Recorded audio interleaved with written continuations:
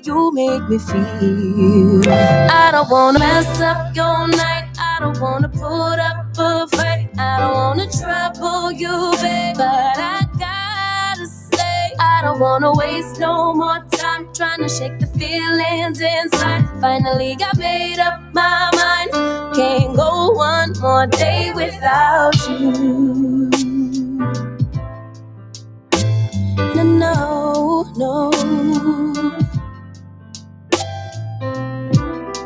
Lately there's something that's missing. Empty bed doesn't feel empty hearts. Typical me reminiscing. A memory doesn't heal open scars. Late night drinking, wishful thinking. What if you were here? Morning and waking, heart still aching. Something about the way you make me feel. I don't wanna mess up your night. I don't wanna put up a fight. I don't wanna trouble you, babe, but I got to say I don't wanna waste no more time trying to shake the feelings inside. Finally got made up my mind. Can't go one more day without you.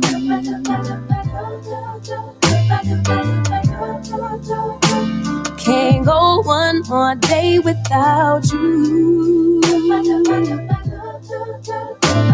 No, can't go one more day. No, I can't. One more day without you. Can't go one more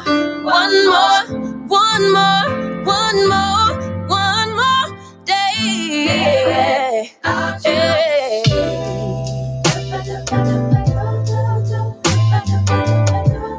I can't go one more day without you. No, I can't go one more day.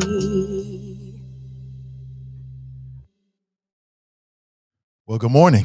It's the day after the election, and I want to talk about all of the results. Now, today is going to be an abbreviated show. Typically go until about 10 a.m. We will not be going to 10 a.m. this morning. I've got some things I must take care of. So I'll be with you for maybe about 60 minutes to 90 minutes this morning. I won't know until about 8 a.m. exactly when I need to make a move, okay? So I want to give you a heads up, but for the time that we have this morning, I want to talk about the local election. I want to share with you all of the results. And I want to ask and answer the question, what's next for Cincinnati? Like, what does this really mean? I've got some strong opinions. If that's something you feel like you're in the mood for, you have the appetite for this morning, great. You're in the right space, all right? So let me throw the number back out to you, 513-873-7134. You can use that number once we get live. We'll be right back. Give us about 2 minutes. I want you to like and share the show, and then we'll get started. Love interrupted by tragedy, lost in the drought of nightfall, running in search of the remedy, trying to find her place in it all, focused only on the negative. All she can attract is pain. Perception is what will manifest. Thought she could escape, but it's all the same. Birds fly south for the winter, but she ran to the west side. And though much was stolen, much still abides. And I know she'd rather keep her distance, but as time moves on, she's drifting away from me. But did the ocean breeze specify palm trees sanctify you. I bet the ocean breeze did advise you that you'll never find you on the run from yourself. On the run from yourself. Concrete will shape to quicksand. Just when you think you're in control, but you're not alone. Take my hand, no shame in the surrender to a bigger picture. Birds fly south for the winter, but you ran to the west side. And though much was stolen, much still abides. And I know you don't wanna burn bridges, but as time moves on, you slipping away from me. But did the ocean breeze pacify you?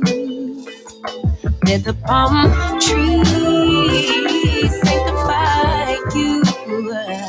I bet the ocean breeze did advise you that you'll never find you on the run from yourself. On the run from yourself.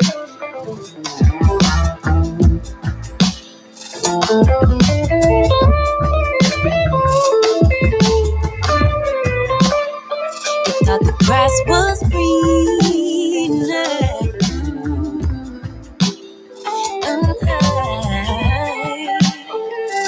but she was safe all along.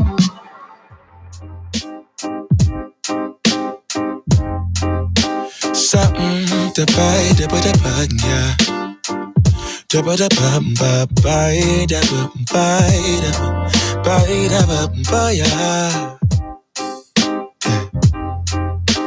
Set the potato, boy. Sunlight that always stays, dinner by the waterway. It's that sweet life. Raise your cross. Made some dude crack a smile. He asked if I could stay a while. I'm living that high life. Time to catch a flight, but you can make me go. Unlocking all the memories of my new home. Ventilated echoes playing to and fro, back and forth, yeah. Caught some kids dancing in the alleyway. Crazy how the melodies began to play, yeah. Tell me how you feeling when you hear the lyric, yeah. My heart's in Stockholm. Now I never wanna go home. I left my heart in Stockholm. Now I never wanna go home.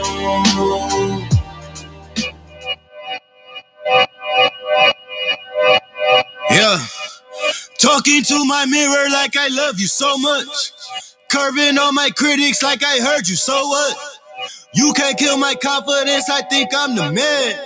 Tally all the I ever gave on my head. Lately I've been living like I can't take a loss. They ain't wanna help me, that's what made me a boss. You can't kill my confidence, I think I'm the man. We don't give a that's what they don't understand. Back again like flu season, I broke records while loose leafing. I'm coming down my roof, leaving, don't give a I don't care. Did the by my lonesome, no wonder now I'm on one. No shortcuts on that long run, all I really want is my share. Get on my God, on my totem is nothing. In the discussion, all them feelings I throw on my pain on percussion. It's disgusting, I hear them bragging about that they did and it do not move me, not in the least. They ain't been dropping no seeds in the soil, but swear that you all my spot at the feast. Good morning, everybody. Welcome back. Let's get things started, shall we? And I want to talk about the election results. What's up to my people on Spreaker? Good morning to you, Brandy and Brenda and Ashley and Miss D and Sharp and Ray and Politically Petty Podcast Show. Hey, good morning, everybody. Welcome back. As I said at the beginning of the show, I'll say it again. You've got me for about 60 minutes to 90 minutes. I've got some things to take care of this morning. I hate to be away from the show. But man, y'all have no idea what your boy is dealing with right now. But we will survive. They say if it don't kill you, it makes you stronger, right? Exactly. So we'll come out of it stronger. Good morning, everybody. How are you? Hope you're doing well. Did you stay up late for the election results? You didn't have to stay up too late. I mean, it was pretty much over pretty quickly. With a lot of the election results coming in by like 11 p.m., the vast majority of the precincts have reported their results. And I want to talk about those results with you this morning because, well, pardon me, that's what we do. We talk about what's happening here locally, and these elections have consequences. So let me start with the mayor's race. If you don't know, the way it works in the primary is that the two top vote getters move forward. And who were the two top vote getters? Well, number one was Aftab Pureval. Number two was David Mann. So those two men are going to move forward to the race in November. And already some people are setting the narrative as an insider versus outsider type of thing, with Mann being the insider and Pureval being the outsider. I'd like to know what you think about that. Were those the results that you thought were going to happen? I asked you yesterday who you thought would be the top two vote getters. Some people were saying Cecil and Aftab, but Aftab's name kept coming up. Are you surprised to see that David Mann was in the top two? If so, why? I'd like to get your thoughts this morning. 513-873-7134. Since we now have our two candidates, if the election were held today, who would you vote for? If the election were held today, who would you vote for? I'd like to know. All right. Please share your thoughts with me at 513-873-7134. You can leave a comment there. Oh, man, it was a very interesting primary season. Very, very interesting. And I want to get your thoughts about it. And what do you think about the folks, the also rans? What do you think about Herman Najoli, Gavi Beckstrup? What do you think? Are you surprised to see Cecil Thomas came in third? What do you think about Rafael Prophet? What is your opinion? What do you think about the races, the campaigns that some of the other individuals ran? Was that the difference? Did it come down to name recognition? Was that it? If so, what happened with Cecil? He's got name recognition. You tell me. 513-873-7134. Let's talk about the ballot issues, because there were three ballot issues, issue 1, 2, and 3. If you don't know, issue 3 did not pass. It was a landslide. It was beaten very, very badly. Issue 1 and 2 did pass. Those are the anti-corruption measures. In terms of the turnout, still picking the bones to figure out exactly where and what precincts turned out, who turned out in terms of racial demographics and things like that. All that information will come out moving forward. But what I'd like to know is, what do you think about the fate of issue 1, issue 2, and issue 3? Is that how you voted? I thought it was interesting. I saw this online that 9,000 people signed a petition in support of issue 3, but it only got 3,000 votes. So what happened with those other 6,000 people? I don't get it. What does that mean for affordable housing? Well, it means that Cincinnati has spoken. I mean, those are the priorities. We understand why Cincinnati is what it is. It's a reflection of the people's actions and their inactions, period. I mean, even the folks that could be impacted by it, it appears, did not vote. Why? Is it bad messaging? Did the people behind issue 3 do a terrible job of putting their message out there? Did they not have the funds? Were they unaware? I don't know. Your guess is as good as mine. You tell me. As for the 2 anti-corruption measures, I think it's a reflection of the people that came out to turn out to vote. Like for me, I voted against them because it seemed to be redundant. To me, it just seemed to be, and I still say in the same way, it was grandstanding. What's interesting, though, is that I'm not sure when it goes into effect. Is it immediately? And how is that going to impact Wendell Young? Will issue 2, I believe it is, be used to force Wendell Young to resign?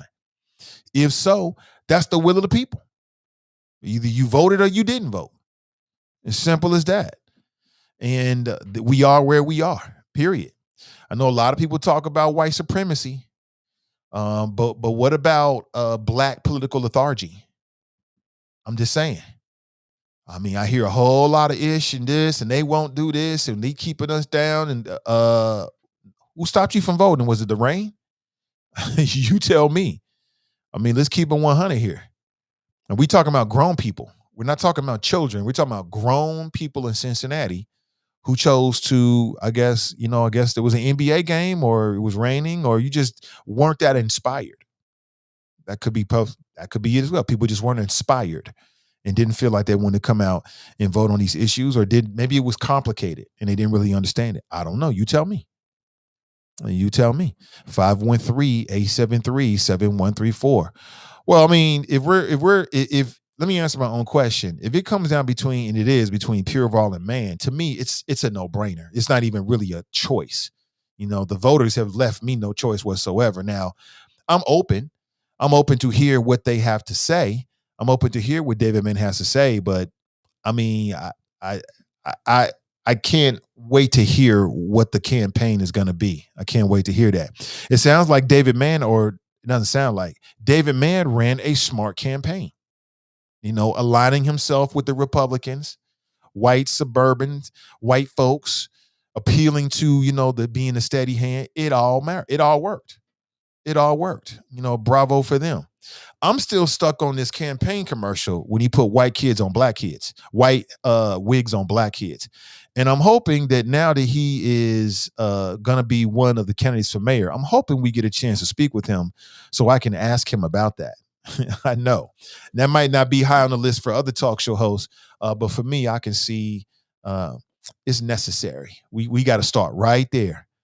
But those are your choices. You got Aftab on the left and David Amadeus Mann with his Amadeus white wigs on black kids, who can be or who will be on the ballot to run for mayor. It is what it is. We are where we are. Amadeus. So at least we can keep that gig going. That'll be fun. That'll be a lot of fun. So, I mean, what you want me to do? I mean, it is what it is. It is the will of the voters. This is what you got to roll with. It is what it is. And there's nobody to blame. This is all about the will of the people. Simple as that. I don't want to hear shit about no rain. It was raining yesterday. I don't give a damn. I read that was the second highest turnout for a mayoral primary at like 15 something point something percent. Okay. All right. It is what it is. Obviously, a lot of people in Cincinnati aren't turned on by this. Also, it's a primary, so we know the turnout's never going to be what it is will be in a general. We'll have to wait and see.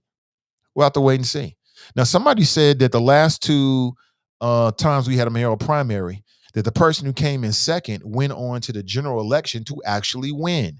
If that's true, it begs the question, will that be true in this case? Will David Mann go on to win in the general in November? We'll have to wait and see. We do know that the Republicans are putting all of their eggs in one basket. That's the David Mann basket. To me personally, that makes me suspicious. That's just me. I mean, I'm different. That makes me highly suspicious. But we are where we are. What do you think about the results? Are these the two men that you wanted to see move forward to November? I'd like to get your thoughts about it. Andrielle writes, good morning from New Miami. Good morning to you. Jerome is in the house. He writes, good morning, Nate and the Choppers. Tiff writes, good morning, all. Darlene writes, hi, beautiful people. Happy Wednesday. Lemmy writes, good morning. Tracy writes, hi. KR Mitchell writes, good morning, good people. Glenn writes, morning, Nate and the Facebook Choppers. Toya writes, funky grooves. Okay. You like the music? Great. TNT writes, good morning. Natasha writes, greetings all. Chuck writes, sup. Toya writes, what song is this? LOL. Can't Shazam from my phone. Uno momento. Found it. Okay, great. Chuck writes, pull out the kids in the white wigs. I did. Hey. Talking to my mirror, I say I love you so much. Exactly. Toya writes, side note, I hate that commercial. Man had a bunch of black people in white wigs, didn't like the undertone. Neither did I. I've been talking about it ever since, but clearly that's not something that everybody's upset with. Like, a lot of people look at that and they've already moved past. For me, I'm stuck right there. So whenever I talk with David Mann, depending on what's happening, that's the first question. Like, make this make sense for me, David Mann, as a black man in Cincinnati raising black kids. What the hell are you trying to communicate? More symbolism if you become the mayor? Perhaps so. But perhaps the voters in Cincinnati want the steady hand of David Mann. They want a steady hand. They want the man that they feel as if they know what they can expect. Maybe that's what the will of the voters are. And if so, it is what it is. It is what it is. LaMonica writes, good morning. Brenda writes, good morning from Fairfield. Daryl writes, morning, Nate and the Choppers. Wow, the black candidates canceled each other out. I don't know if they cancel each other out. What you had, Cecil and Rafael, right? Those are your two black candidates. I don't know. I mean, Rafael is fairly new, so he's still building his name recognition. Cecil is more out there. And I don't know how hard they was really out there. I'm not really sure. It's hard to, again, I'm interested in your opinion. I'm more interested in your opinion. I think that there were a lot of people that voted for Aftab that might have voted for Cecil. You know what I'm saying? But it looks like Aftab just got those votes. Garaxon's in the house. He writes, good morning, alt middle, wigs up for Amadeus. Jalen writes, good morning. Tanika writes, David Mann, time for the annoying smear campaigns. Oh, you know it's coming. I voted for Prophet, but now it's going to be Aftab, obviously. Man, retire his worn ass and get Aftab for new direction. Tanika writes, those wigs and them babies wear me out. Me too. Like I said, this is a clip from a commercial that the David Mann campaign ran when he was running for re-election. I'll never get over it, man. I saw it, and like to this day, I'm like, what in the hell does this mean? But I guess when you're David Mann and you got name recognition, it doesn't really matter. All you got to do is do a commercial. It doesn't really matter what the commercial really says or the undertones. It doesn't matter whether it's disrespectful to black folks, because black folks are not going to get out here and vote on a regular basis. They're not going to come out in droves. Like, the black electorate could have determined who the top two. The black electorate in Cincinnati, had it came out with significant numbers, could have determined every single race. But that's not going to happen anytime in the near future. It doesn't seem like it's going to happen at all. So what you're left with is everybody else.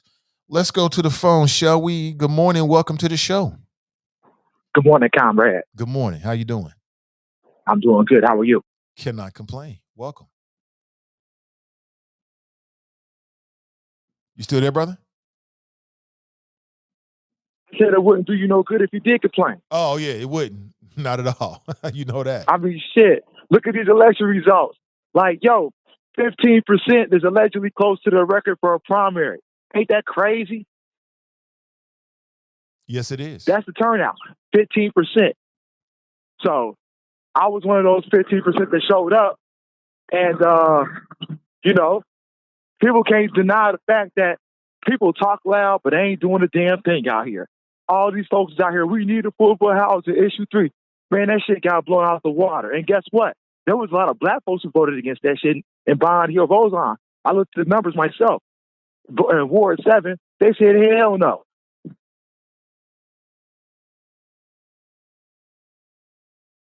Correct. It wasn't just. I believe you're correct. It wasn't just.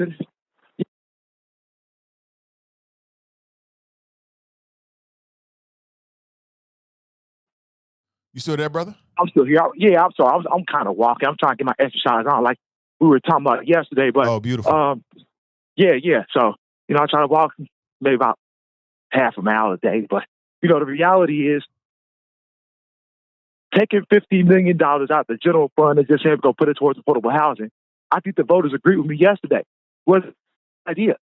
So now here we are. And issue 1 and 2, look, I thought it was duplicative, but hey, the attitude of the voters showed that too.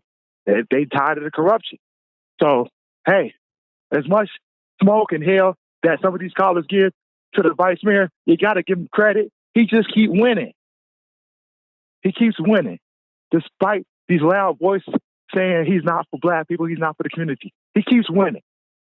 So people need to stop protesting and start primarying.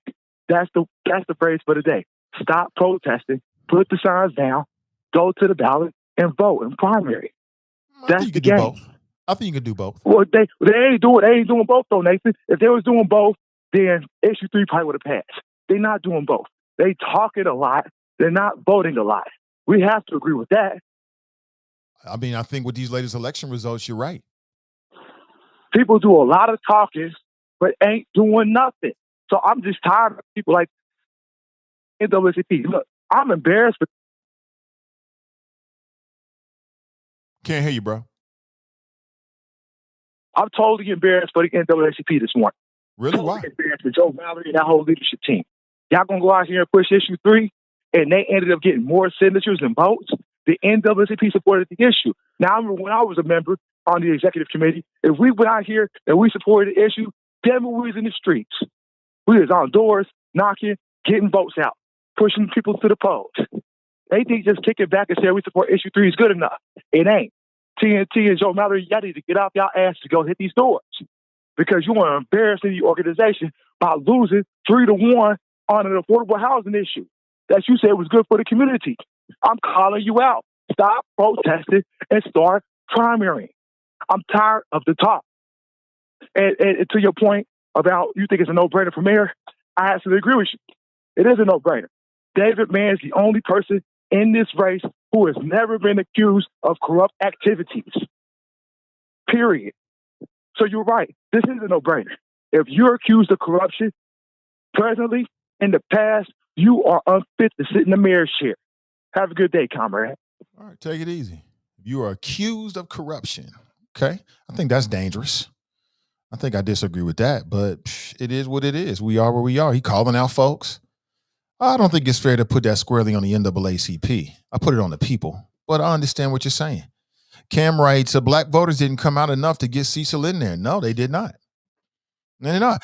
I mean, let's talk about black voters. Are there any efforts to engage black voters, particularly in the city of Cincinnati, going on right now? You know what I'm saying? Like, I feel like people got to have a reason to come out to vote. You know, you have to touch people. Are there any organizations? I'm not talking about the NAACP, them to the side, but that are in these streets getting people registered with a serious effort to make the politics and the issues connect with the people? I'd like to know. Why are black voters so disconnected from these issues? Like, if you look at the numbers, who would issue 3 have affected in a more positive way more than anybody else? Like, I don't understand how you get 9,000 signatures to put it on the ballot, and then you get like a third of those, the third of that number when it comes to actually vote. And I think it was the fear mongering. I think that there's a lot of fear mongering that I heard that took place, and it still works very effectively. The fear mongering worked with the election last year. It's the reason why Joe Dieters is still the prosecutor. We know that. Some white female Democrats came out and said, "Oh, damn, I'm sorry for none," right? And then the fear mongering once again with issue 3, they gonna take the police. We gonna have less patrols. I don't believe any of that.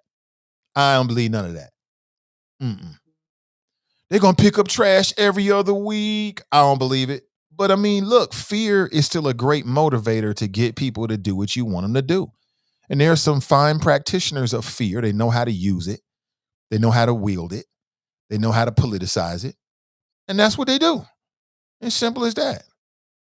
Oh, if issue 3 passes, you're going to have less police and the angry black and brown hordes who are so resentful that their grandfathers stole from their grandfathers. They're going to come to your neighborhood and take what you've been working your whole life for. That shit works.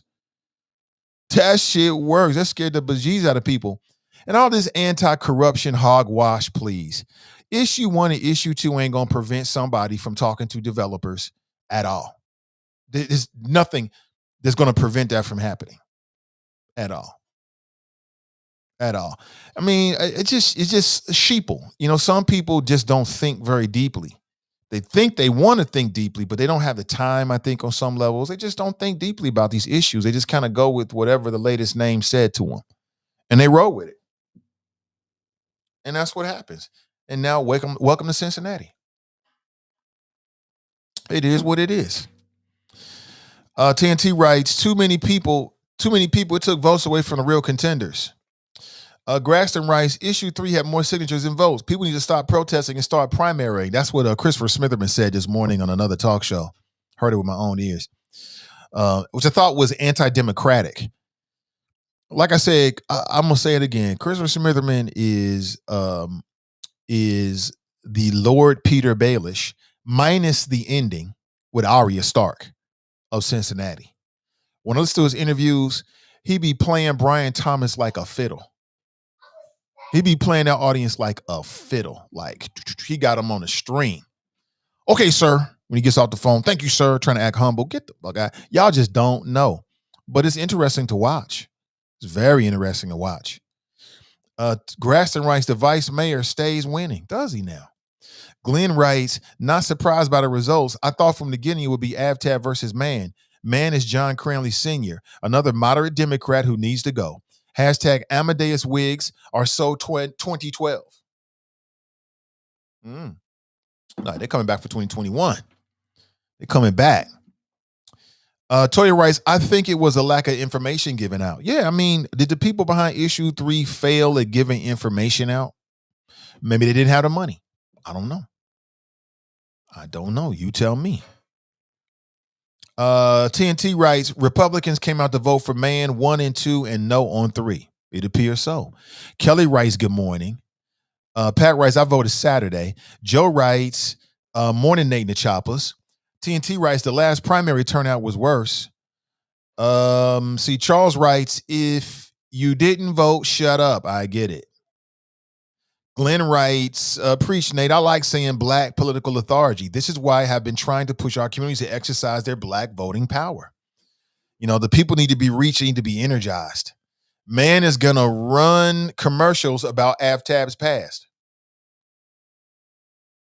Well, of course he is. We just heard the playbook from Black Russia.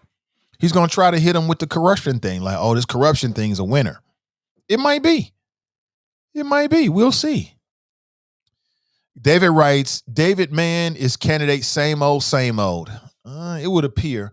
But I think what we need to do is to do a deep dive into what both of these candidates for mayor are offering us and decide between the two who we think gives us the best option for whatever you think is important to you. You know what I'm saying? I think collectively there's some things we can agree on, but I think individually that's where people make their decisions. We'll find out. David writes, it was the numbers are in, but it was still low. Susan writes, aren't issues 1 and 2 contradictory to the constitutional rights of city council members violating their Sixth Amendment rights? What is the Sixth Amendment again? Let me check this out. What is the Sixth Amendment? I can't remember. We used to have all of it. Right to a speedy public trial by an impartial jury. I'm not sure. I'm not sure if it's contradictory to the Sixth Amendment. People who have a better mind for these kind of things could interpret it, maybe call in. But that's the will of the voters. I mean, the will of the voters. See, the voters want to feel like they have some kind of control. And these two amendments or these two ballot issues offered voters then some idea of control. Like, we're going to get you out of here. But from what I saw, it already worked. Like I said, Tamaya Denard was charged. She stepped away. Jeff Pastor was charged. He stepped away. PG Sinfield was charged. He stepped away. We never had a scenario where somebody was sitting on council and they just wouldn't leave. That never happened. So, I mean, I think it's a win for Bessie Sunderman because she'll now say, look, I led the charge against corruption. I think it's a win for Christopher Smitherman because he can say, now, look, I led the charge. I sponsored this, and the voters, it's a win-win for both of them, which I think is, this is my humble opinion, ain't good for the general body of the people here, but that's what the voters wanted. What are you going to do? Cry about it? Cry about it now? It is what it is. If people out there didn't vote, you are part of the problem. Period. I don't care how you voted. Get out there and vote. The Cranley who got the Republicans vote and beat Yvette. Yes, true. Toya writes, not surprised by the Republicans supporting Mann. They did the same thing with Trump. White man, just because they can't bring themselves to support someone else. Well, Mann offered them something that they didn't already have. Now, what is that? I don't know. But clearly him and his team know, and they ran a smart race, and it worked. You take it one race at a time. Got through the primary, check. Now, they might reposition because they're going to need, whoever wins in the general election is going to need the black vote. There's no doubt about it. Turnup's going to go up. And from what I understand, Aftab did very well. So we could see, it'll be interesting to see what Mann's strategy is going to be. Be very interesting. Dill writes, what's up with the voter engagement in Cincinnati? I'm with you on that. Let me see it. Don't forget about Herm, Nate. I mentioned Herman Najoli. Yeah, he got, I don't know how many votes, like 600, 700 votes, 900 votes, something like that. So it is what it is. I wouldn't be surprised if he now runs for city council. Herman Najoli seems to be like one of those people that just wants to keep running until he gets on somewhere. So I wouldn't be surprised. I wouldn't hold him against it. I wouldn't hold it against him, but it is where we are. Nat writes, one of the major reasons I voted for Prophet was the support of black media. I appreciate that. Yes, he does support black media. Let me see. Schmedium t-shirts with a white David Mann Amadeus wig is not a good look. I agree. Toy writes, I would have liked to have seen a strategical approach from Aftab, Prophet, Gabby, and maybe even Thomas. Get behind one AP for mayor and the others aligned for council seats as supporting cast. All new blood and direction.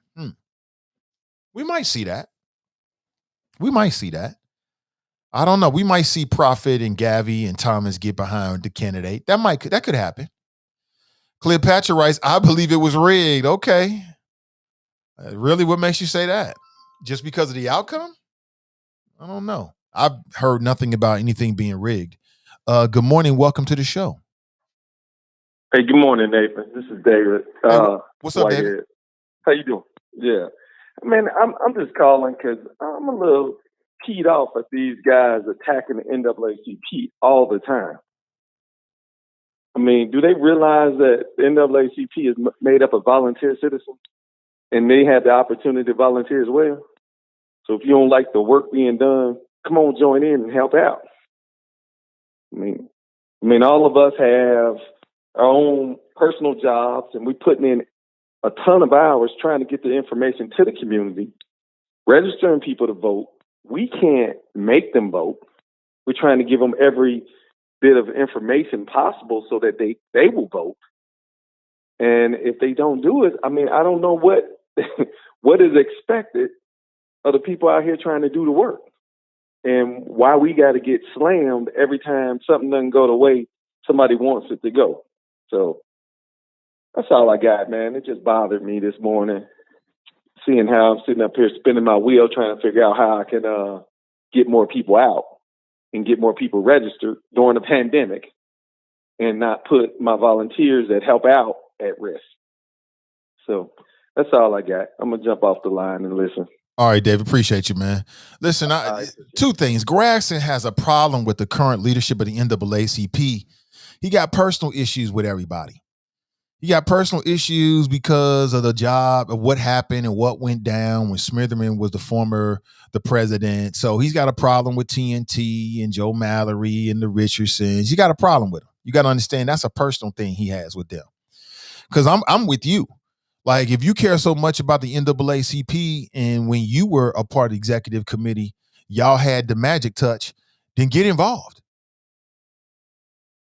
Share some of that expertise if you care so much, rather than just hitting them with some critiques. Like you said, from my opinion, you can't get any easier than that. Like, they did virtual events. Everybody's on Facebook every day anyway. All you got to do is plug in and make a decision. What you want them to do? Put your diaper on for you, cut your meat for you. Come on now, we talking about grown folks. At some point, it falls on the individual. I mean, it doesn't get any easier than getting on Facebook. You on Facebook anyway. Get off fucking Facebook with some of these dumbass groups sitting around here sharing silly ass memes and plug in and get a little information about these candidates and make an informed decision. I don't blame the NAACP or any other organization for that. I mean, listen, I like all the smoke podcasts too, but you know what? I also mix in some shit that actually matters as well. Simple as that. You know what I'm saying? I like Drink Champs. They got a great podcast. I watch a lot of episodes in its proper time, right? In its proper place, but it is what it is. I think that, voters need to be engaged. They need to feel excited. They don't feel excited. They don't feel it. Obviously, the majority of voters didn't feel engaged or excited or invested in anything that really happened. That's just how it is. Sheila writes, people voted for Aftab because he represents the future. Mann represents the past. Nothing I voted for. People believe the scare tactics. Yeah. I mean, this whole thing about corruption and Aftab, again, I must be missing something. I just don't get it. His mother gave him some money. He used the money for a different campaign. Okay, it's an election violation, but or if I give my daughter money for a campaign, I don't give a damn what campaign she used it on. I gave it to her for campaigning, period. But, it goes back to making sure you dot your I's and cross your T's. You know what I'm saying? As I've said to my Democrat friends to their face, if you know people are out here trying to get you, you don't put nails in your own coffin. You don't eat a banana, throw it on the floor, and slip on your own damn banana peel. You just don't do that. You got to be smarter than that. It's real simple. And if you don't, then your ops is going to roll up on you. And they're going to use whatever they can. Glenn writes, first call of the day and the first alt mental David Mann endorsement. Imagine that. Alt Tim Scott. That's hilarious. Maurice writes, glorious resurrection. David Mann's stunt is showing that Cincinnati has a lot of sellouts. This is not a joke. This is like blackface, where all these so-called conscious black organizations, why aren't they saying something about this? We just had a call on the line. Call me back. I'll try to put you straight on.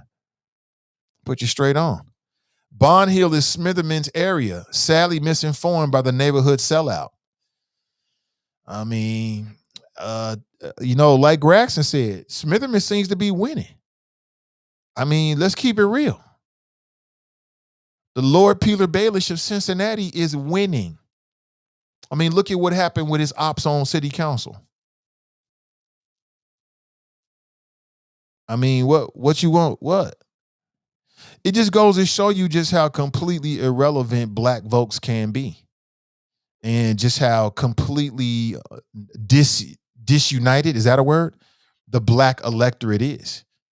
And like I said, it's not a monolith. Black folks don't all think and say the same things and feel the same way. There's got a range of opinions. And what we're seeing is that exactly. We're also seeing the utter failure of black media in Cincinnati. That's what we're seeing, the utter failure of it. I'm just saying. I mean, tell me I'm wrong. David Whitehead writes, it's a pandemic, fool. Susan writes, don't speak up for the NAACP if you're not a member. I would agree. Blessed or messy? Oh, don't start that NAACP crap. Why are you trashing the oldest civil rights org in the country? LG 15 years up, Smitherman's behind. Grasson's got a problem personally with TNT. He's got a problem with the former president, Rob Richardson Sr. I don't know if he has a personal problem with Joe Mallory, but he might just throw Joe in there just because. And so that's why he says what he says. He's got a problem with him. What I would say to anybody, and I remember one of my former colleagues, Zoe Wesson, we fell out because he was shooting some shit at the NAACP. And I say the same thing to Zoe Wesson as I would anybody else. It's easy to talk shit on the radio. It's far more difficult to get your ass out here and actually do something. If you really feel like the NAACP, needs some work, then volunteer your time. Volunteer your time. Get involved. If you're not doing that, I don't have no respect for you. You shut the fuck up. We don't want to hear that shit. Get involved. We not children no more. It's either get involved or shut the hell up and get out the way. It's either or. You ain't got no time for nothing else. Me and Zoe fell out about that. He unfriended me and all this kind of stuff, blocked me on Facebook and all this other dumb shit. Man, I don't give a damn, but he got mad because I had to check his ass like, hold up, B. You sound like you on some dumb shit. What you're saying don't make any sense. Don't do that. You know what I'm saying? He didn't take too kindly to it. But I felt the same way about what Gregson said. I agree with some people here. Like, if you're not going to get involved, then shut the fuck up. Get out the way. Simple as that. It go for any and all persons. You know what I'm saying? Simple as that. I'm involved, you know, with leveraging my talents and what I can help with. Get involved. Get involved. That's what I would say. If you ain't willing to do that, then shut the fuck up and get out of the way. As simple as that. I speak facts this morning. So I'm not going to lay it on the doorstep of the NAACP or any one organization. I lay it on the doorstep of the people, of the sheeple. Let me see here. Jared writes, when I went to my polling place, they acted like they hadn't seen anyone in hours. Maybe not. Like, when was the last time you saw something that really inspired you to really want to get out there and vote? It really made you think like, yeah, this is going to make a difference. I think that's also a reflection of it as well. Deshauna writes, good morning, Nathan and all. Good morning to you. Kevin writes, hashtag facts on the old NAACP getting out there in them streets and making it happen. That was RT. Cam writes, I don't think there is. These candidates hire white out-of-towners to come in our community. Yeah, that's the other thing. I'm wondering, like, who's running these campaigns? Like, who runs? Like, if I'm running for city council, who do you go to run your campaign? If you're running for mayor, who do you go to here locally? Are there any black people that's running campaigns? You know what I'm saying? I mean, it makes me wonder, like, who's actually putting the effort in behind this? And I'm talking about some of these candidates. Like, who are running their campaigns? I'll be straight with you without saying no names. I see a lot of room for growth. A lot of room for growth with the people that are running these campaigns. And I'll be like, y'all paying these motherfuckers? I need to get in that business. Y'all paying these people to do that shit? I can do way better than that. And I don't even got no experience. Way better. Y'all who to the candidate, y'all need to think twice before y'all hire some of these people to run y'all campaigns, because they doing a piss poor job in some cases. And if you think I'm talking about you, I probably am. I probably am. I just look at the quality of it. I'm like, who did this fucking website? Where you get this message from? Who's behind this? Y'all paying for this? Man, y'all better stop getting y'all cousin and them to run y'all campaigns. It is not a good look. Y'all need some serious help. Some of these candidates need some serious help, because there's a lot of room for growth. A lot of room for growth. With some of the folks that's run these campaigns, y'all doing, and y'all paying for this shit. You can do some of the shit I saw. You don't need nobody. You don't have to pay nobody for this shit. You can do this yourself. And then put that money straight into some ads or some billboards. Just terrible. But I mean, I guess it's what happens here. There's definitely a market for that in Cincinnati. Ain't no doubt about that. Charles writes, the reason to vote should be your life. Iman writes, Smitherman's guy is Black Russia. He is. He's doing his job, though. Black Russia is consistent. He is consistent. TNT writes, money is the difference. The Homeless Coalition worked hard to get it on the ballot, but had no money to market and educate the issue. This should have been in November. I agree with you. It should have been in November. Seemed like you would have a better chance in November, right? More turnout. Or maybe the people thought primary was better. Again, you know, I'm sure there's a whole lot of people way smarter than me in this kind of thing. So they must have come up with their own plan. But, you know, we've seen these initiatives that would reimagine Cincinnati, and they just haven't They haven't worked. You know, the people behind Reimagine Cincinnati didn't get enough signatures to get on the ballot after all of those issues, after all of that time, all of that conversation. And now with issue 3, and again, I supported it because I haven't heard anything better. And this whole kick the can mentality is old as hell. So what's next? I was reading some information from that was being locally reported, and people were saying things like, well, this is good because it put affordable housing front and center. What? See, that's some of that Bengals mentality. Oh, we put in a good try. Fuck a good try. You either win or you lose, period. In the Game of Thrones, you either win or you die. You know what Cersei said? And she was right. Ain't no we put in a good try. You either are successful or you're not. People, period. Simple as all this. People gonna remember this. This is the top front of my issue. Sounds good. Sounds good. Sounds good. But explain to me how you can get 9,000 people to sign a petition, but only a third of that actually vote for it in the election. Was it people who like, oh, this sounds good, but then they got more information? They're like, oh, I can't vote for that. I don't know. Tamika writes, they always find the money to fund the police budget. That's right. And that's that fear mechanism, because Cincinnatians believe that if we don't have 1,000 or 1,100 officers, then they're going to lose control of the city and the angry black and brown hordes. Because when white folks imagine crime, they're not thinking about other white folks. They're thinking about black and brown folks coming to their cul-de-sacs, coming to their communities, stealing what they work so hard for, right? Am I wrong? Or am I fear-mongering? You tell me. Grasson in here going hard. Charles writes, I did know this Tuesday was the election until Tuesday. I live in Chevy. Okay. I hear what you're saying. Replying to Kevin, you are limited to higher traffic opportunities during a pandemic. The NAACP has been out here where the opportunities are and getting people registered, but we can make them vote. Forums are held to educate, podcasts, news articles, and all are welcome to help. Tell them, David. Now, you got to get on board before you start criticizing. That's for sure. If you ain't on board in some way, then you can't say ish. Graston writes to Iman, Aftab is corrupt and everyone knows it. We got Shabbat 2018 playbook. Hashtag wigs on for David Mann. You got your wig on real tight, huh?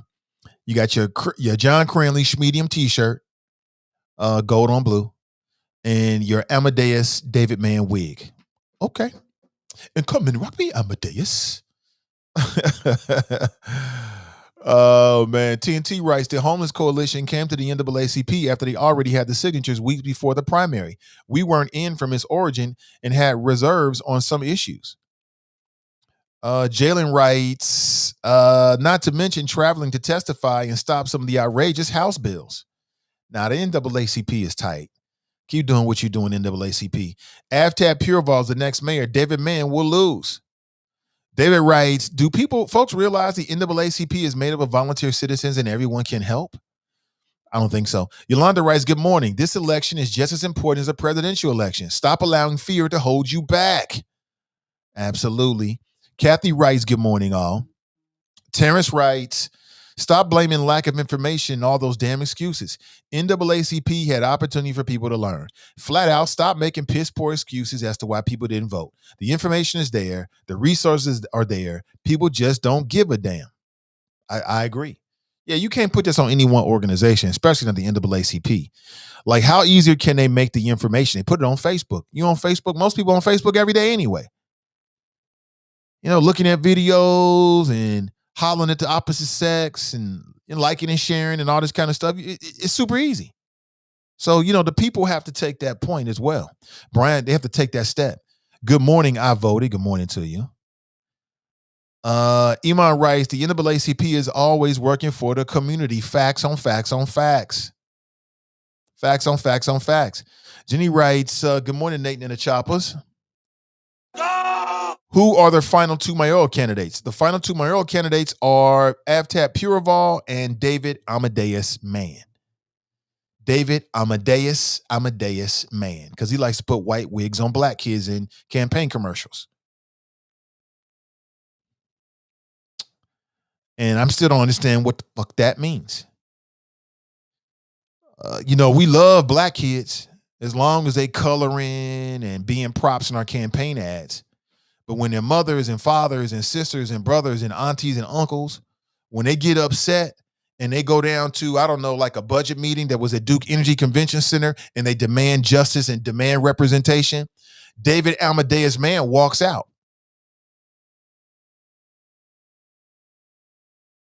Which is emblematic of something I've observed from Cincinnati for a long time. Cincinnati loves black kids. Oh, we love them. They're like little pet projects. We love to have anti-poverty initiatives. We love black kids. Soon as them motherfuckers get 18, they can't stand your ass. They got nothing but contempt for you. They don't want to see you. They don't want to be around you. Oh, and don't open your mouth. Don't start talking. We really don't want to hear what you got to say now. But we love little black helpless children that don't know what time it is. Yeah, you need an extra small? Oh, no, you got a big head. Let me give you a medium. Hey, anybody got that medium Amadeus wig? I think we got one in the box. Oh, there it is. Here you go, Tyrone. Ooh, fits good on you. Now get the fuck out of here. That's Cincinnati when it comes to black folks. We love black children. Oh, look at your little face. Oh, let me check you. We love you. Because they ain't talking about shit. They just coloring and going to art projects. Ooh, we love art. As soon as they grow up and hit 18, 19 and be like, wait a minute. Y'all motherfuckers on some dumb ish and start getting educated and talking truth to power. We don't want to hear from you no more. Oh boy, here we go again. Tell me I'm wrong. Classic Cincinnati. Classic Cincinnati. Every day, all day. We love it. Just want to give you food boxes.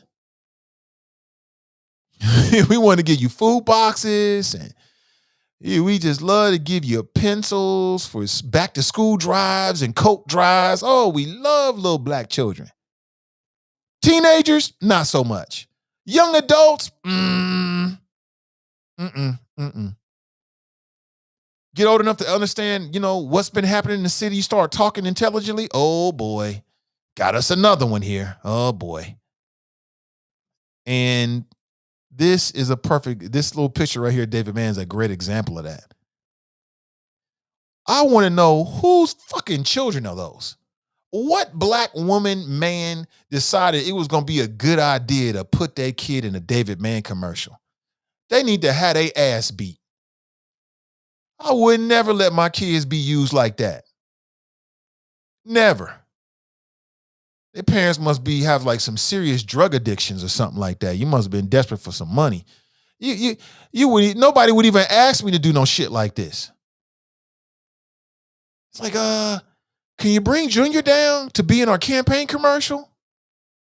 Yeah, it's going to be cool. We got this whole thing. So everybody knows David Mann has white hair, right?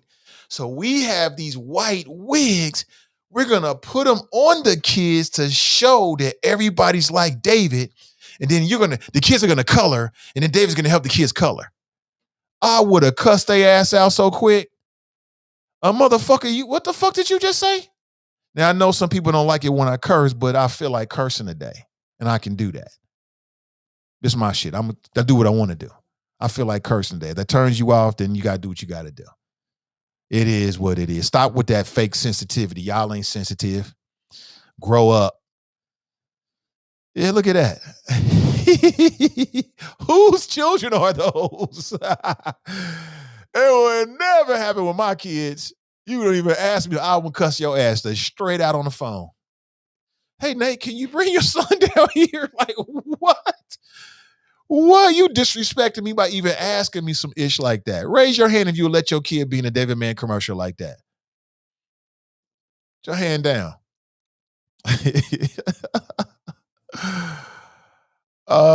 Grasson's still going hard. Like, man, just ignore Grasson. Like I said, he got a personal beef, man. So he thinks this is somehow like a slight of the NAACP, which of course is not. That's all that is, man. But it's hilarious, though. It's entertaining. Natasha writes, exactly. Kevin writes, absolutely. Right volunteers get no love and deserve it all. I ain't knocking the new, but I am saying the old may have been more effective. I don't know. Really, I don't think so. But we can all have our have our opinion. We can agree to disagree. Empower the community. Don't tear them down. Absolutely. The NAACP has great forums, and Nathan is the best moderator. Appreciate that. But they do. I mean, they make it so easy. Like I said, it's online. You don't have to go nowhere. All you got to do is hit play. Can't get much easier than that. You know what I'm saying? If you're expecting people to pick you up and give you a piggyback ride to the polls while feeding you your favorite chili dog, right? Come on. We grown folks, man. At some point, grown people got to do for grown people. Anthony writes, and thank you so much, Anthony. Anthony is big in the chop shop right now. I appreciate him. Appreciate you, brother. Let's go to the phones. Good morning. Welcome to the show. Good morning, Nathan. It's Kevin on sale. How you feel? Hey, Kev. How you doing, brother? Welcome. Doing well. Real quickly, first off, most people that know me know I'm not knocking anybody for volunteering, and I also know that there are limited time. There's limited hours in the day, the week, the year, in order to do what you do. Everyone has to care for their home and their family. So, a lot of folks need to get off their high horse. You can't join every organization. That's just not necessarily something that most people can do. So I wanted to say that first. Secondly, I never said to sell out to anybody. I said if you can create relationships with folks that are effective, that can help to move your agenda forward, that might make sense. There are some organizations that you may not want to partner with. I'm not going to name anybody. Folks name some older organizations that they feel they should not be a part of or should not partner with. And I understand that. And if you have a good reason why you're not going to partner with somebody, don't partner with them.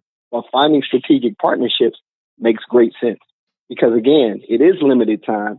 It is volunteer hours, and it's hard work, right? So we don't want to knock the folks out there. I'm not knocking nobody. But the old NAACP was effective. They were.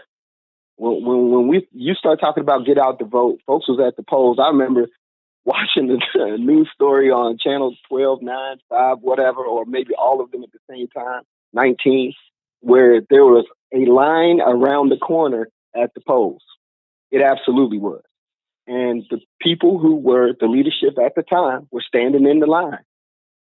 Somebody was there with his grandma, and that was part of the story. So, you can knock folks or you can have your differences with them, but if they have good ideas and things that work, there's no reason not to. And I want to say one other thing because I read this as well. I don't know what the current makeup is and, who was behind the scenes working or whatever. I'm not talking about any of that. I'm talking about effectiveness. There is limited time. Whatever you're doing, I don't care what it is, it has to be effective. Otherwise, you're just out there spinning your wheels, and who's got time for that? The goal is to have the agenda, whatever it is, be put forward and for it to be approved by the people that you're trying to get in front of. That's it. Like I said, I'm proud of the work that I do. I'm very proud of the work I do. I don't toot my horn. I'm not going to do it here. But the one thing that I have learned is in many instances, we've had to be strategic and see who we can partner with. Some of these old, and I'm not going to say the way the person said it, that said it, and that's not a knock against her either. And I will say this part, Tinty, I appreciate you 100%. So make sure that everybody understands. I'm not knocking Nicole Taylor. I know that she's been working hard for a very long time. But these strategic initiatives, these moves where you can partner with somebody who does have bread. This stuff ain't cheap. You might need, if it's an old white whoever it is, if they align with you and they're good folk, that might be who you need to align with. And there ain't nothing wrong with that. As long as it's not them creating your agenda or usurping your agenda, because I've seen that too, where, we're willing to help you. We'll give you everything you need. All you got to do is add this little part. Oh, but that goes against my entire sensibilities. No, we won't be doing that. And no, I don't want to partner with you. No, it's part of the English language, bro. If you don't like what's happening, just say no to that and then look for somebody else to partner with. I believe, bro, and I'm speaking to you directly, Nathan, that you do this every day. Is that a fair statement? That is a fair statement. I heard you say, I don't take everybody money. I don't. Somebody ain't good. I heard you say that. Am I right? Okay. So I'm not knocking nobody. I'm saying find your strategic opportunities where you can. And if you can't find any, well then, that once you've tried, can't nobody knock you for that either. You say, look, man, we've done all we can to find somebody who will help us, who will supply us with capital, who will walk the streets with us or whatever. And I get it, there is a pandemic. You ain't walking those streets right now. But you could be on everybody's newscast. You could be in everybody's face. You could be on the Nathan Ivy show having an opportunity to speak. I don't know if that happened or did not. You know what I'm saying? You can. There are plenty of outlets, opportunities, places to partner where you can be more effective. And the only reason why I'm saying you could be more effective is because your initiative did not work out the way you wanted it to. And again, the goal in the end is just to be effective. That's it. It ain't hard. All we want is, I'm gonna get off the soapbox, so I know they're gonna say quit this. But appreciate everybody. Appreciate everybody, man. Be blessed. Stay safe. Love what you're doing. That's all. All right, that's Kev on the cell, man. I like that. Always good to hear from Kev on the cell. And he just wanted to set the record straight there. We're talking, if you just tuning in, your two top vote getters for mayor are going to move forward to the November general election. That's Aftab Pureval, who came in first with the most votes, followed by David Mann. Why do you think that Cecil Thomas didn't do better? A lot of people said that their top two was Aftab and Cecil. What do you think the difference was? Did Aftab take more of the votes of the people who turned out? There weren't enough for Cecil? Why do you think David Mann is second? Are you surprised by this? I'd like to get your thoughts. Natasha writes, consulting firms are running campaigns. Some of them are. DeVoe writes, what's up, DeVoe? He writes, I have ran campaigns, also work behind the scenes. Kamar writes, they generally go to the same folks, and a one-fits-all approach doesn't always work. I just feel like there's a lot of room for growth in Cincinnati when it comes to running campaigns. You know what I'm saying? I see, because what I do, by the time it comes to me, I see the type of media that people are working with. I see it afterward. And there are times when I'm like, I feel like they could do better. I feel like they could do a whole lot better. But, hey, what do I know? You know what I'm saying? Let me see. Does the alt middle do work in the community? I'm not trying to be funny. I really don't know. Herman did his shit himself and finished dead last. I'm not against that. I'm not against a person running their own campaign. I'm not against that at all. What's up, Jason? Iman Powell, what are the things that a successful candidate needs again? Brother Iman knows. Jason writes, the new Cincinnati just thought I would remind y'all. Anthony writes, don't it fall on the politician, especially real homegrown ones, to know his audience also, Nate? I would have bet Cecil and Prophet would have done a lot better in campaigning. Okay, I think I read that. Kamar writes to Brent, he has a good eye on picking successful candidates.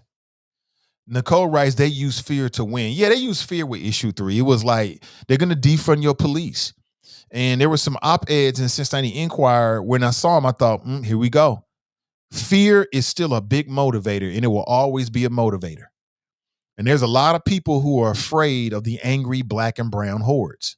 When they close their eyes at night and they think about criminals, they ain't seeing people that look like them. They seeing people that look like you and me.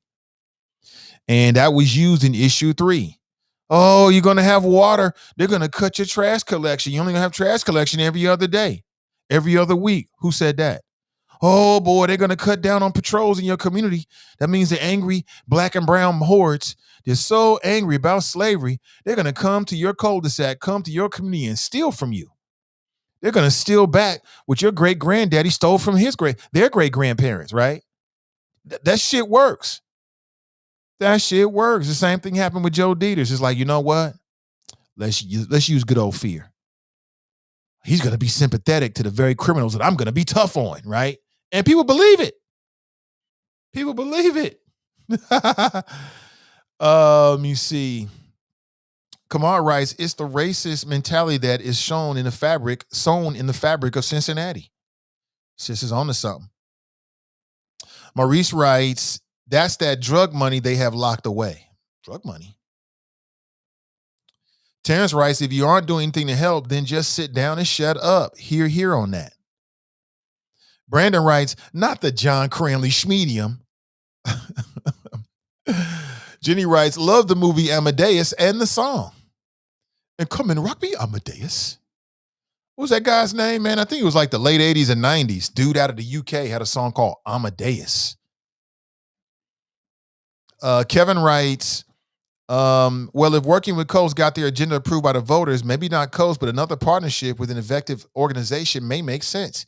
And to be fair, some of these old white, et cetera, have actual good intentions and capital. You can't knock that. Effectiveness is key, period. Kevin on the cell ain't stepping away from his point. He ain't stepping away. Celeste writes, issue 3 failed because of funding structure. They didn't have enough money to get the message out there and to deliver their own narrative. Arnell writes, right, Nate, what the F does that mean? Susan writes, oh, okay. In other words, sell out. No thanks. Amadeus man. Right. Might work for him, though. Brent writes, that's David Mann. That picture could have been taken in the big house. Good luck, Cincinnati. Yeah, this is David Mann right here. That's David Mann. And again, people in here clowning him, but he might win. He got a shot. John Cranley in the last election came in second in the primary and then changed things around and beat Yvette Simpson in the general. The same thing can happen here. Now, the only difference is he was the incumbent, so he had that on his side. The dynamic has changed here, but we shall see. We shall see. Want to remind you that Edna Howe is bringing Straight Talk back. Straight Talk is coming back, a Straight Talk reboot, hosted by Edna Howe Parrish, the most iconic host of Straight Talk Live from back in the day. She's coming back. Please be working with her with CDM. Look for that. Also got a brand new podcast coming. It'll be on Mondays, hosted by a brother named Christian Boykin. It's called The Echo Chamber. And they'll be going live from our page starting on Monday. I'll talk more about it throughout the week. You'll see promos going up today.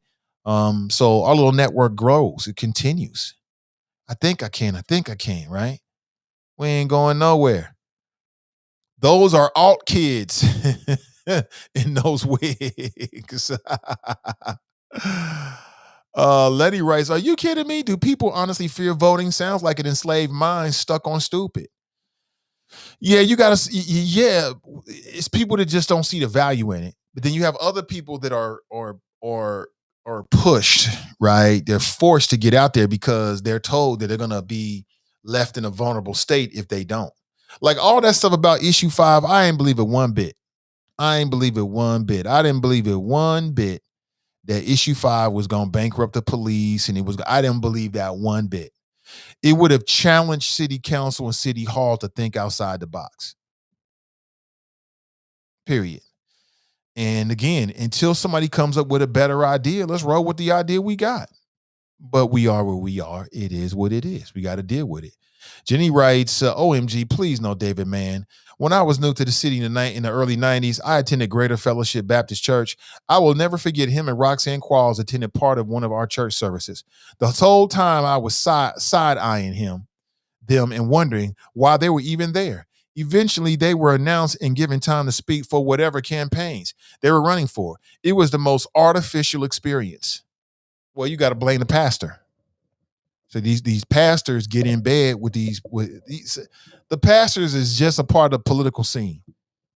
A lot of these pastors are in bed with the politicians. They have their favorites. They play their role. They are every bit a part of the political system here, but they stay to the side. And a lot of people go to church. That's a huge audience right there. That's huge. To be able to get up in front of church and introduce yourself to everybody, that's a very intimate time. People are really paying attention in church. You really get their attention. And then the pastor comes up there and gives you time, puts his arm around you. That's super powerful. And these pastors get a payoff for it. They get a payoff for it. Now, the payoff may not be like a check. It might be in some other way. But they definitely get something out of it. That's why they do it. That's why they do it. Keno writes, it's a no for Mann in my book. Terrence writes, you don't have to be a member to hit the like or share button for information sharing. Even that helps. Absolutely. Jason writes, it's all about people. Darren writes, as long as black folks have a music festival to go to, they will put up with Cincinnati's sugar-coated racism. Damn. Ooh, shit, damn. What did he say? Damn. Keep them dancing, huh? It can't be too bad. We got the music fest, right? Kamala writes, strategy and scare tactics work. Yes, they do. Victoria writes, when do we realize that every election matters? I was disappointed that I was 139 in my polling pace yesterday at 4 p.m. My days and heart are heavy, but I know this is important. I made sure my two young adults vote. Well, thank you so much, Victoria. Like I said, this audience is a little bit different, a lot of bit different. Like the Pope, I would say 99% of people in here vote. And not only vote, but they give the campaigns. They are part of the system in various ways. They're influencers. So I know we speaking to the choir here, talking about other folks, but let me see. TNT writes, that's true, Kevin, but the old NAACP partnering with Coast, who was working against our community behind a blackface we trusted. Big reason why in the end it crashed and burns and was shut down. Facts. Charles writes, so Steve Shabbat campaign manager Jamie Schwartz has been charged with fraud and falsification of records for embezzling $1.4 million. Where's the outcry? Didi writes, imagine if Stacey Abrams simply posted on Facebook. Glenn writes, the Ku Klux Coast is not a friend of the black community. TNT writes, it's a new day, friend, and you and all are welcome. Kamar writes, you won't see it.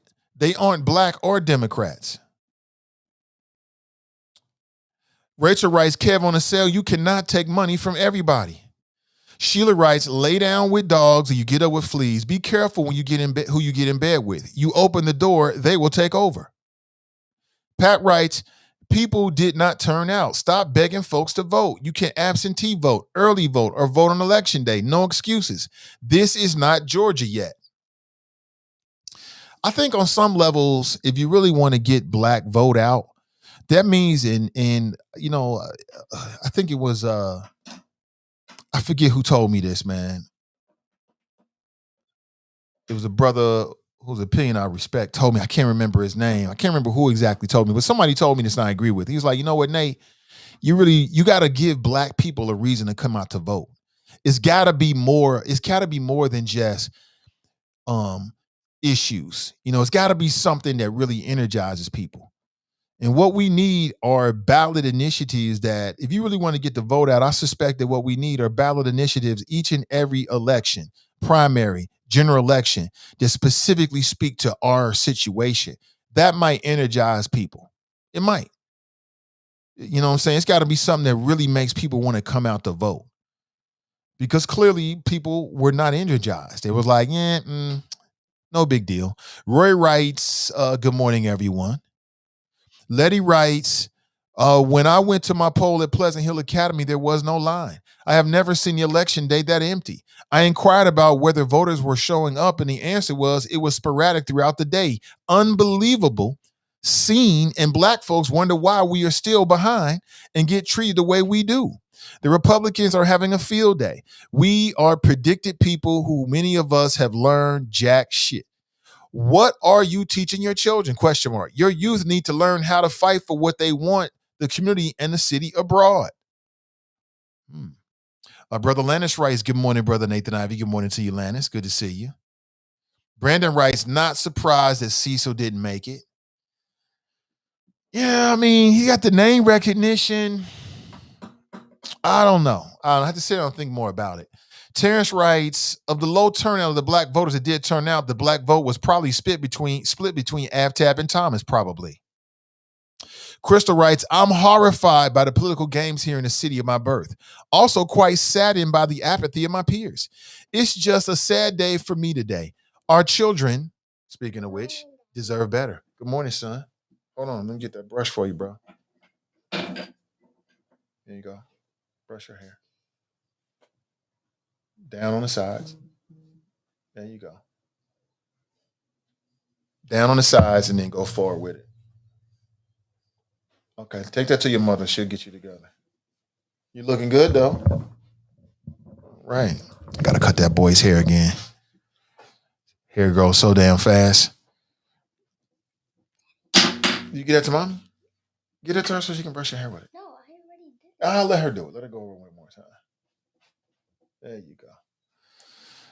Let me see. Daryl writes, simply, Nate, what kind of fruit is Cecil yielding from his time in office related to black folks? That's a fair question. I know Donnie asked the question, and I mean, let's be honest. Cecil can be very long-winded, verbose. he can ramble a bit, and I don't remember everything he actually said in the interview, and I was producing it and paying attention to it. So, but he's talked about it. He's been asked that question before. Let's go straight to the phones. Good morning. Welcome to the show. Man, I just seen Junior walk in the room. He's got abnormally large deltoids for a kindergartner. He be doing push-ups? Not yet. Not yet. His shoulder's big as hell. I'm like, damn. Yeah. So after the primary, I guess the choices are white wigs and warm peach knee highs. You know what I'm saying? Daddy's working. Can we talk later? We'll talk later. Thank you. Sorry about that, bro. You still there? That's all right, man. You know, right. Tend to the shorties. Yes, I'm here. Yeah, for sure. Tend to the shorties. Now, what was the choice? You said white wigs and what now? Warm peach knee highs. Oh, man. I don't understand that. Okay, yeah, you gonna act okay. You act like you don't. You probably live near the stores his folks run. But listen, okay, well, you'll figure it out. You're a smart guy. Yeah, I've been told. I've been told. Yeah, you know, I'm gonna have to go with Aftab out of loyalty to someone that I know that's affiliated with him. You know what I'm saying? Mm-hmm. And plus, yeah, I just don't. I remember, you know, David Mann, Arn Bortz. I remember all those guys when I was a little boy. You know, about your son's age. Like, you've been around too long, B. It's over. You know what I'm saying? But I don't appreciate the way y'all attacking my brethren. He ain't allowed to have an opinion on the organization he used to volunteer for? Sure he is. Then what the hell? Then what's all the hubbub and fervor about? Well, aren't we allowed to have an opinion about his opinion? Yeah, but y'all dissing him. That's like, why. Just being, y'all dissing him. Y'all dissing him, though. You know I ain't about to stand for that. I never dissed him. You know I ain't about to stand for that. Yeah, you're moderating the dissing. Okay, well, I am dissing him then. I mean, that's how you want to look at it. But I mean, if he's allowed to have an opinion and share it, then people are allowed to have an opinion about his opinion. And you know how talk radio works. No, they're not. No. They're dissing him personally. And it's like, that's not appropriate. I don't understand why you allow such behavior. You know, talking about he working for Smitherman, he got a personal gripe and all that. He does have a personal gripe. And you ain't got a personal gripe with people? That's not the point. The point is that what I said about him is facts. I don't know if he's working for Smitherman now, but he has worked for Smitherman. So those are all true things. You got a personal gripe with Melanie Bates? No, I don't actually. I have no personal gripe at all. Is that the ginger from city council or no? That's just no. She just revealed herself to be a Gilligan. I just called it out. Simple as that. Yeah, you have facts. Yeah, you have a personal gripe with her. No, I don't. If I did, I'd tell one you. of Hill's parents, of which you are. Yeah, I didn't take that personally. That was business. Okay. I think you're. That's the business. That's the business of revealing people that are contrary to the public's good interests. That's all that was. Nothing personal. It wouldn't matter who said it. I think from overnight you grew from 6'4" to 7'1" because you reach it. You have a personal gripe with that woman. Nah. Not at all. But it's okay.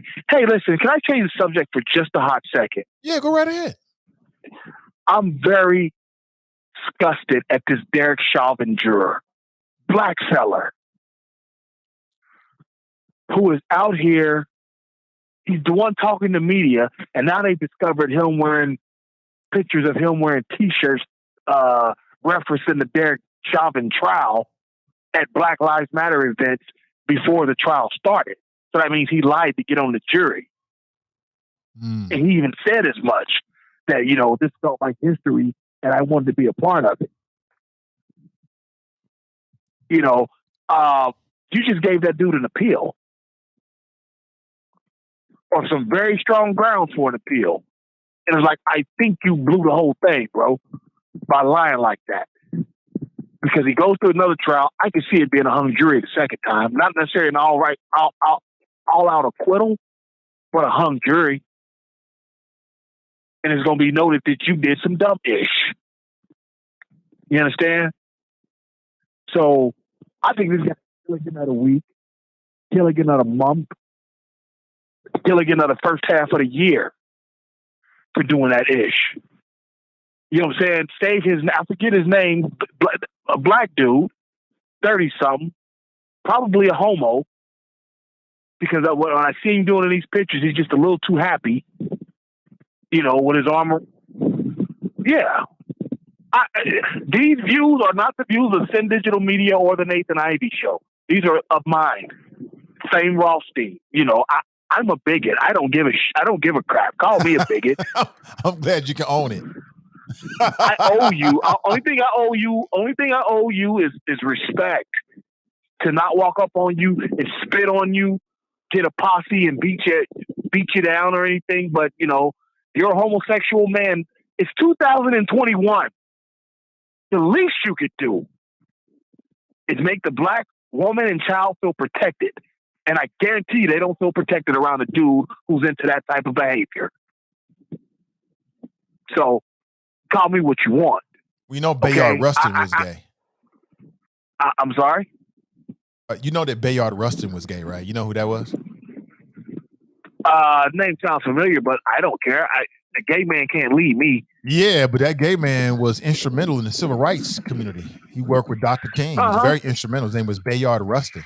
So you said a gay man. Back then you needed. No. I'm challenging you. No, hold on. You said it. I'm just letting you know. You just said that the black woman and child could never be safe with a gay man, but there's gay men that put it all on the line for the movement. I'm just telling you. Back then you needed all hands on deck. And we don't today? 50 years. It's 50 years later. And we don't today? We got it. We'll take it from here. Okay. The straight man will take it from here. Just say, Nate, I was wrong. That's cool. No, I'm not going to take you right. I know you won't. Because you weren't. But hey, brother. Hey, you just want to argue today, okay? I don't want to argue. I just want to set the right. I want to correct my brother. I can't have you out here saying some dumb ish. I got to let you know what's really going on. Okay, well, let me ask you this. Junior's got a hoop buddy. Say again? Who lives with his dad. Can Junior go hoop at his house, or does he got to stay at your house? I can't understand what you're saying. Say again one more time. Turn you up. Junior's got a kindergarten hoop buddy that lives down the street 4 doors down with his 2 dads. Can Junior go play 21 over his house, or does he got to stay in your house? I mean, they can go play 21 at their house. What difference does it make? Okay. You're a liberal. I don't give a damn where they play 21 at. You're a liberal. What can I say? Yeah, I'm a liberal. That makes me a liberal. You're better than a liberal. Yes. So you're if the better than a kid liberal. down You're the block progressive. got 2 dads, and he's friends with my son, and they're going to play basketball, I don't care. Go play basketball. Yeah, you're very progressive like that, and that's why we That's love not you. progressive. I just think That's not a threat to my son. I don't see it as a threat to my son because his friends got two dads and they playing bat 21. It don't matter. I see two dads as a pit bull. That's because you're a bigot. Just stay away from my family. But that's just because stay you're away a bigot. from my people. But that's because okay, you're a yeah, bigot. I am. Right. I'm not a bigot. You say that like it's a pejorative. I'm just saying like it's a fact. No, you said it like it's supposed to be something I'm supposed to be ashamed of. No, you're taking it that way because you're ashamed of it on the low. I'm just saying it as a fact. No, I'm not. I ain't ashamed at all. Oh, okay. Well, then you shouldn't have a problem with me saying you're a bigot then. No, I'm not. And? Okay, that's what I'm expecting, right? So I'm not saying that as a pejorative. I'm just saying as a point of fact. See, you're a bigot. That's why you would have a problem with that scenario. I don't see it as a threat to my son or to me whatsoever.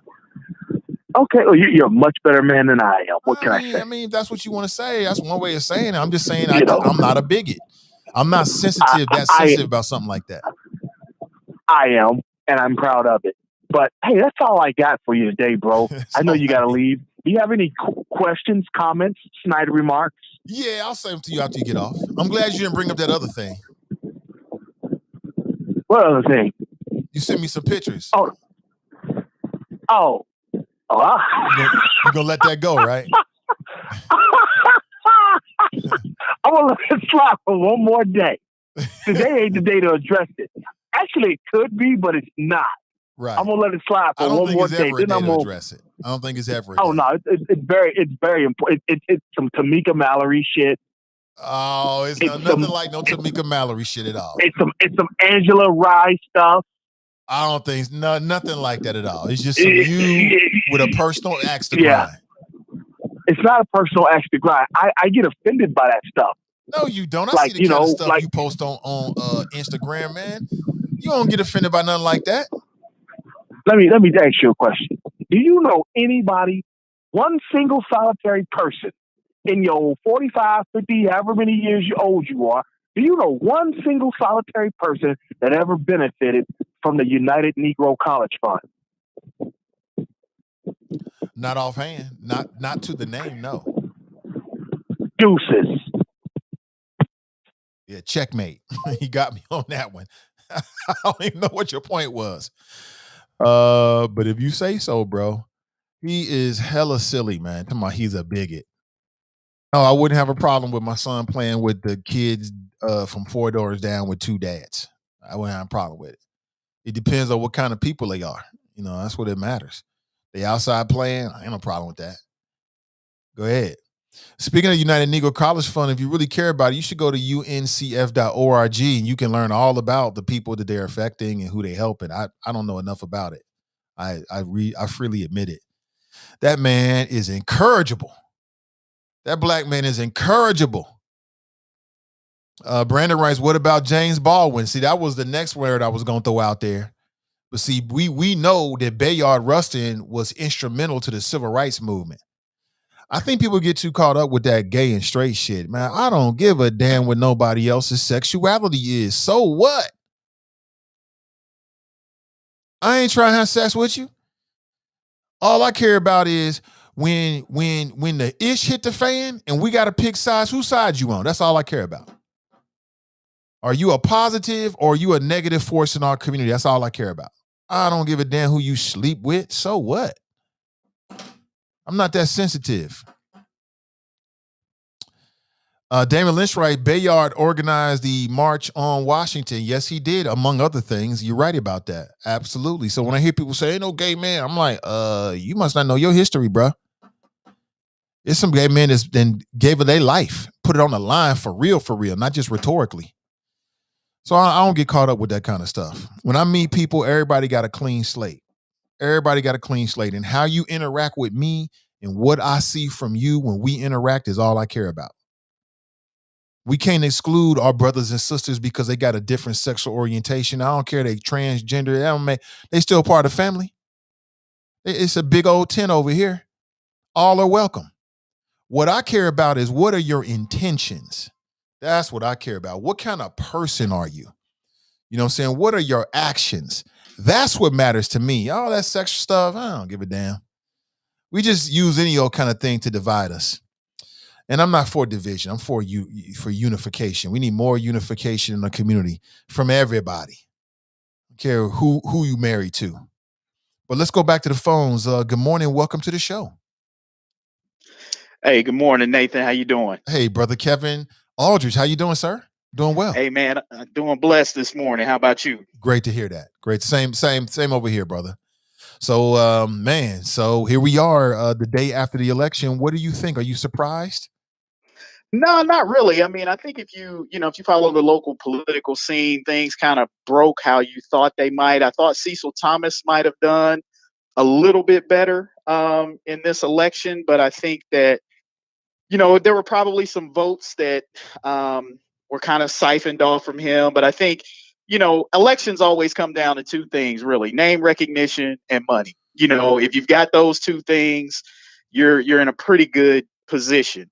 I'm not sure how much Cecil had to work with, but probably wasn't as much as what Aftab had to work with, and probably wasn't as much as what David Mann had to work with. And I think that, those factors combined with a very low voter turnout, nasty weather yesterday, just didn't really create an ideal situation for the other candidates when you don't have those other two factors working for you.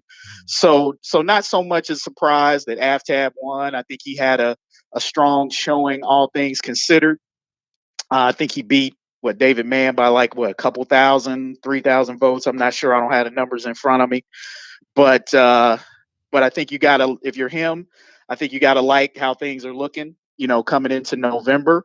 But you can't write David Mann off, because I think that he is going to get some of those Aftab haters that are out there that are going to come out in support of David Mann.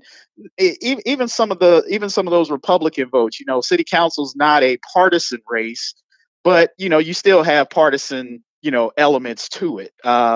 And I think there's a lot of people who don't like Aftab and some of his more liberal stances who are going to come out to support David Mann. Maybe not necessarily for David Mann, but because they don't want to see Aftab get to be mayor of Cincinnati. So I think there'll probably be some element of that at play, which is why I don't think you can completely dismiss David Mann's chances of winning. I still think it's going to be an uphill climb for him. I think, again, if you just look at the results from yesterday, I think you got to like Aftab's chances in November. Why do you think that issue 2 failed? I'm sorry, issue Or 3. issue 3. Yeah. I think, well, me personally, I think issue 3 failed because it was a noble idea, it was a good idea. I think everybody is for affordable housing. I just think the way that they tried to go about doing it was wrong. Making it a charter amendment, something that's written in the charter. Charter is not really meant to deal with the city budget or budget items. So it's sort of like, you know, it was just not the right vehicle to try to pass something like that. The best way to get affordable housing measures done in the city is to elect a mayor and a city council who control the budget, who are actually going to make it a priority. I think that's one of the things that, if you're talking about the mayoral election in November, if you got to look at David Mann, you got to say, here's a guy who's been on city council for all of these years and hasn't done much. I mean, he put forth this idea for the Affordable Housing Trust Fund or whatever, and then didn't fund it. And so it's sort of like, okay, um, can you believe that, despite what he says, for a guy who's been on city council all this time, that he's suddenly going to make affordable housing a priority? So I think these are the kind of things voters have to ask themselves and sort of look at: is what has been the track record, of individuals. If affordable housing is your thing, what are the track record of the people who are running for council and mayor on that issue? And those are the folks you got to elect if you and who are going to make those budget decisions if you want that to happen. So I think, you know, you can call them scare tactics or whatever.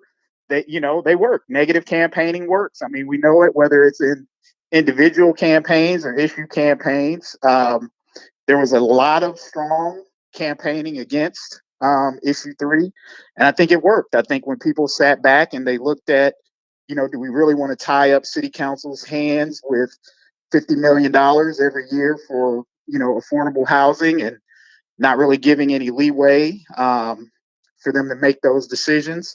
I think people thought about that and felt like it was not a wise decision or not a wise way to address the issue.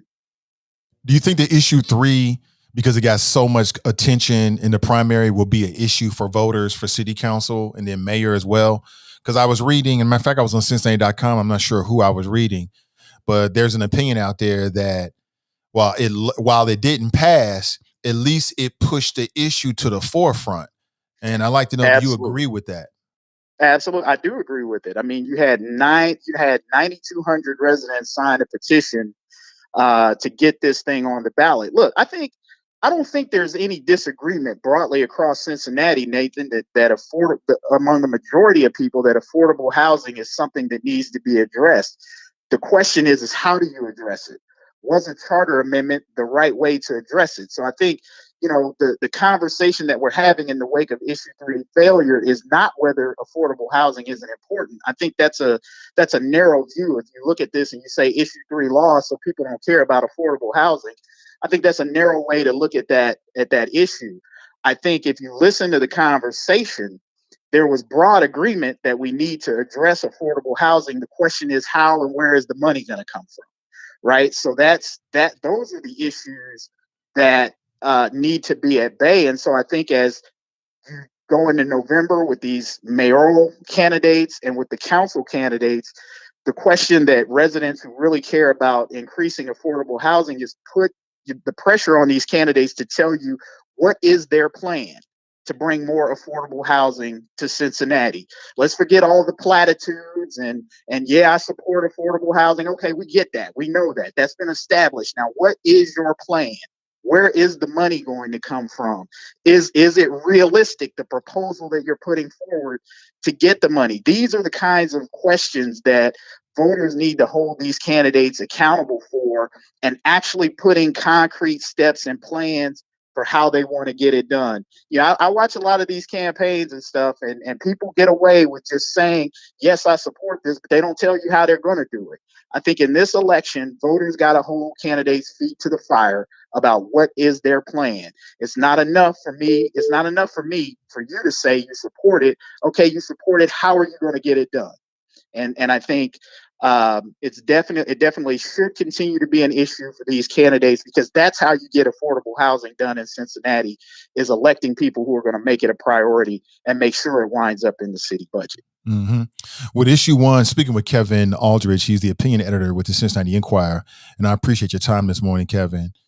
Let's talk about issue 1 and issue 2. Both were designed with a specific target, and that's to deal with corruption.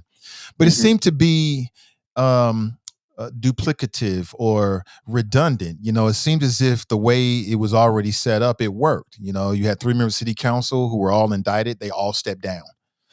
Yes. But what's your opinion about moving forward? Is this the end of it when it comes to corruption? Will this satisfy the voters, in your opinion? Will we see more, ballot issues perhaps in November and moving forward?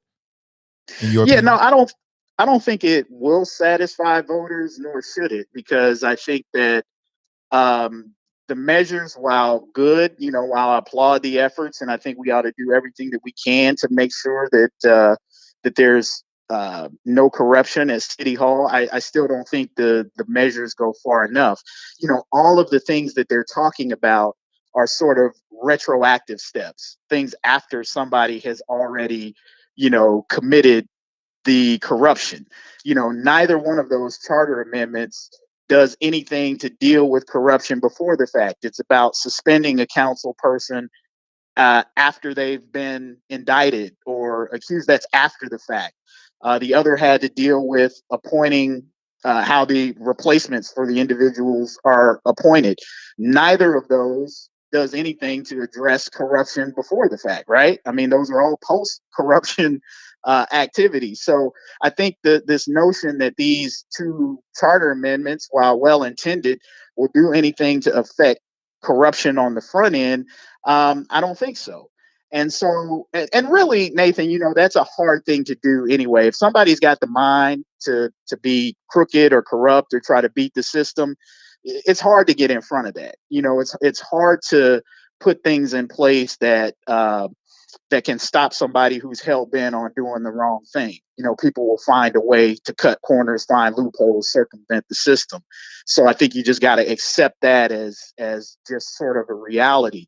But I think some of the things that we talk about in terms of, getting city council out of the development business, having them stay in their lane, allowing the city administration, whose job it is to handle development deals and negotiate those development deals, and then they bring that finished product to city council, is the best way to cut down on the kind of corruption that has plagued Cincinnati for the last couple of years. Stay in your lane, and putting processes and procedures in place that force these elected officials to stay in their lane and to call them out when you see them veering outside of those lanes, I think is probably the best way to do it. But I'm again, credit to the folks who brought that forward, but I don't think that those are going to be like the silver bullet that's going to stop corruption at City Hall. I think choosing better choices being made by the voting electorate and keeping elected officials in their lanes are going to be the most effective ways to deal with that. Well, Kevin, I appreciate your observation, man. And are you going to write a piece about the election? Can we expect that? Yeah, I was kind of working on something. It was it's kind so I was writing mainly about David Mann because about a year ago I sort of wrote David Mann off as having any chance of being the mayor after he pulled that stunt at the budget hearing last summer where he walked out on the meeting. When folks were sort of protesting in the wake of George Floyd and kind of demanding justice and different things like that. And that to me was sort of uh, a telling moment for me in terms of David Mann and his leadership and how he would run the city, particularly a city that's 42% African American, and the issues that Black folks care about. That moment just didn't sit well with me at the time, and I sort of wrote him off, saying, well, that's it for him. Being mayor. Well, obviously not. He emerged as one of the top two winners last night, and has a decent chance to come out on top in November. So I was sort of playing around with sort of a almost apology to him for sort of writing him off, even though I still believe he won't beat Aftab, but who knows. But definitely saying, I mean, I stand by my position and how I felt at the time last year. But obviously, I was wrong on the notion that he didn't, that his mayoral aspirations went down the tubes with that night. So it was just kind of playing around with the column idea on that and just talking about what David Mann represents. In a strange way, I kind of think the voting electorate sort of looks at David Mann kind of like people looked at Joe Biden in this past presidential election.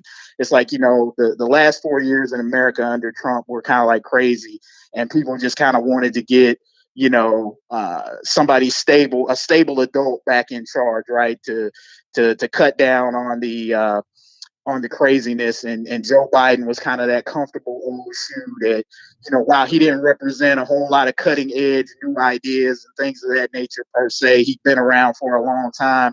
People felt comfortable with him. Moderate Republicans felt comfortable with Joe Biden. I think David Mann represents that same kind of mentality here at this time in Cincinnati, with all of the corruption that's been going on. David Mann is like one of the few on council who has kind of stayed above all of that. He's been around for a long time. You're going to be electing a council. It's going to be mostly, newcomers and new faces on council after November. He kind of represents some stability. He's been a congressman. Even though he's up there a bit in years, I think he's that comfortable old shoe for many voters right now, and that may be a winning formula, kind of like it was for Joe Biden. But I think the question, that that voters are going to wrestle with. Is that what you want? Is do you want that comfortable old shoe, which sort of represents perhaps a bit more of the same, or do you want to roll the dice with somebody like Aftab, who is new to city politics and but might represent some innovative, new, fresh ideas. There's no question that he went into the clerk of court's office and he made some changes there and upgraded that office and brought it into the new millennium, so to speak. And he may very well do the same thing for the city of Cincinnati. But if you're not comfortable with that and the unknowns of him, then you got David Mann that you can fall back on. So I think it'll be interesting to see what kind of campaign these two run from here on out, and how voters will receive that. But that's kind of the way I see it. Well, Kevin, I appreciate your time this morning and your insight. Yep, I'll catch up with you, brother. Okay, Nathan, take it easy. Most def. That's Kevin Aldridge, everybody. He is the opinion editor with the Cincinnati Enquirer, and I'll be looking for that piece. Interesting. I can't say that I disagree with his assessment on anything. Seems to be pretty straightforward. What do you think? Now, unfortunately, family, I got to make a move. As I said earlier, I thought it would just be like a 1 hour show or maybe 90 minutes, but we've actually got 2 hours in. So I'm very, very happy about that. And thank you so much for being here. I got to make a move. I'll be back with you bright and early tomorrow morning. Never know who we're talking All right. I'll be reaching out to folks to see if we can get them on the show. And already, actually on Thursday, we got some folks coming in from the Cincinnati Women's Fund. Now, they recently put together a study of the upward mobility of Black women in Cincinnati. And it's very, very interesting. And it's something that I think that we should know about, be well-versed about, and there are issues that should come up in the upcoming election in November. So when we start narrowing down on city council and the mayor, the plight of Black women in terms of their upward mobility should be one of those campaign issues that we talk about. And if you're not aware of it, make sure you keep listening. The interview is scheduled for Thursday morning, and we'll talk more about it. Okay, that's tomorrow morning. All right. Have an excellent rest of your day, family. Remember our motto: winners focus on winning, losers focus on winners. So stay winning and stay focused, and we'll catch up real soon. I'm Nathan Ivey, and I'm out. Love interrupted by tragedy, lost in the drought of nightfall, running in search of